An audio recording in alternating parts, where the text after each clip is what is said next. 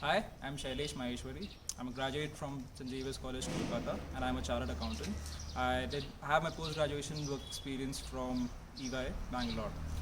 I did my internship from DE Shaw India, where I was there as an intern in the pricing department, as part of the FinOps profile. And what the FinOps profile, what the pricing department does is that they look into private valuations of the companies in which DE Shaw has invested. So those were the basic rules which was there out there in DE Shaw. I think the most important thing that you see is the kind of profile which is being offered. When you come into MBA, you have certain plans. Even if you don't have any plans, you have to make some plans for that. So first of all, you need to look at the profile. Definitely, brand and the package that they would be offering would be plus plus, but then placements are not the end. And it's very difficult to come up with something that is what you want because the B schools placements are structured in such a way that companies keep on passing by and you won't be having much of an option. If you are placed, you might not get an option in later companies. So you can't just have a strategy like that. But then when you are applying for a few selected companies, just need to keep a look at what exactly they offer, which role in that company suits your profile, what do you want to go ahead with. So those are some things which you need to do. So when the companies are floated, just go through the JDs and see, like for example, FinOp was what D Shaw was offering, and they have 5 profiles in that. And fortunately, I got the profile which I wanted within those 5, but not everyone gets that. So it's good to be prepared and keep working hard so that you might be considered for that profile later on when you get a PP or during your internship.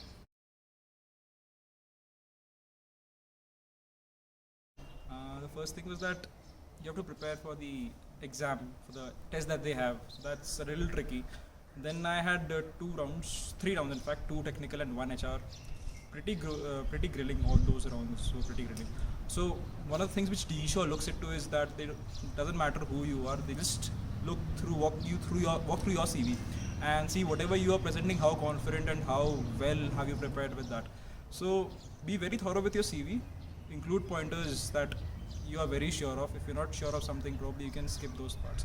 So that is one of the ways that will help you ace your interviews. When I was working in the job, I think most important thing was getting a grasp of what exactly your team wants. So if I say you write a story about a cow, you might write a story about a cow. But why did I ask you to write a story about a cow? You need to understand what are my expectations. I just don't want a class 2 wala thing. Probably I might be asking for something else. So that is one thing that you have to understand. What is the business requirement behind this thing? So my major project was something which was an industry problem, which had just come in due to some regulatory changes, and they wanted me to figure that out. So there's not much literature available about that on the internet. So I had to actually understand what my division does. I had to actually understand what the regulatory changes were and how can it help seamlessly arrive at the gap which has been left by what practices we were following earlier and what is there now. So that is very important. So whenever you have doubts, go ahead and ask them. So what happens is, just like in consulting interviews, it's said, you think out loud. That's what you do over here. You prepare, let's say, 10, 20 pointers that come into your mind. Ask them. And your mentors will be very helpful in guiding you through all those things. And when you ask such questions, they understand the kind of thinking that is going behind in your head. So that helps them actually to understand the kind of person you are.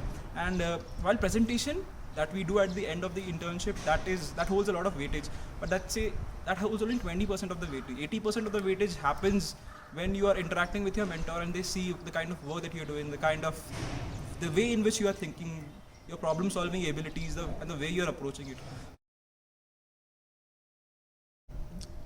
I think the preparation for SIP begins well before the placement season commences. That's the only time that you would get some time to prepare. Once the season commences, you'll be getting very limited time, and the max you can do over there is align your questions or your answers to the requirements of the company. So it's good to give 1 or 2 hours time every day before the season commences, and I think squeezing that time is the best part.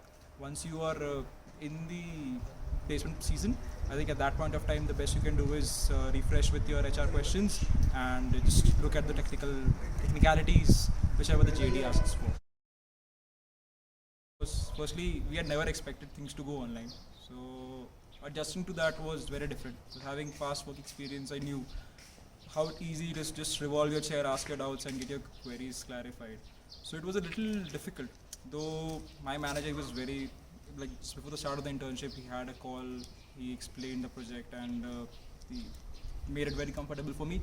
But I think the fact that you have to ping someone and you just can't revolve your chair and ask them a doubt, that makes it a little difficult. So, example, if you have a follow-up doubt, you wait, you accumulate your doubts, and then you ask. So that takes a bit of the time, which would have earlier otherwise made it a seamless process. There are two things which helped me the most. One is a hands-on Excel skill. So when you're able to use the Excel without actually using your mouse and just using the keyboard shortcuts, that enhances your work speed by around 1.5x. That's what I have felt. And the other thing is to make a good PPT. Now, it does not need to be one of the most creative or the flashy PPTs. It needs to be very simple. I didn't use any template, so just put on whatever data was there. You need to understand that your crowd, although would be knowledgeable, they might not be aware of what's happening in your department. So they would be having a basic idea, and when you actually feed them things like a layman's language, they will be able to understand how can you turn very complicated things simple. So when you're able to turn things simple, that's only possible when you have a good grasp over whatever work you've done. So having a good Excel skill and being able to convey whatever you've done in a PPT in a very succinct manner, these are the two most important skills which I felt helped me.